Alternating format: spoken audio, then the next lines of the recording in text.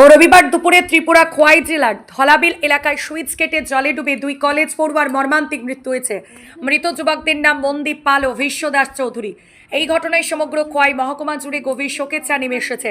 Police ও স্থানীয় সূত্রে জানা গিয়েছে, রবিবার দুপুর 12টা নাগাদ 5 বন্ধু মিলে খোয়াই ধলাবিল স্থিত সুইচ গেট এলাকায় ঘুরতে গিয়েছিলেন।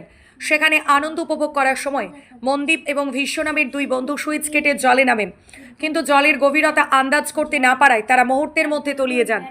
সঙ্গীতের ডুবতে দেখে বড় দুর্গতি এক হাঁটু পাখে দাঁড়িয়ে আছে চাষিদের বাকি বন্ধুরা চিৎকার শুরু করলে স্থানীয় বাসিন্দারা ছুটে আসেন। খবর দেওয়া হয় অগ্নি নির্বাপক দপ্তর এবং খোয়াই থানার পুলিশকে।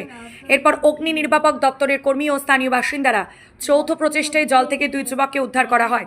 উদ্ধার কার্যের পরই খোয়াই থানার পুলিশের গাড়িতে করে দুজনকে দ্রুত খোয়াই জেলার হাসপাতালে নিয়ে যাওয়া হয়। তবে হাসপাতালে পৌঁছানোর পর কর্তব্যরত চিকিৎসক উভয়কে মৃত বলে ঘোষণা করেন। পুলিশ ঘটনার তদন্ত শুরু করেছে। ত্রিপুরা থেকে বিক্রম কর্মকারের report, crime press Bengal news. ওই হাতটা সুট গেছে মধ্যে হেরা মানে সান্তান করতে গেছে, এরপরে জলে ডুবে আমরা কল করা হয়েছে, আমরা গেলাম।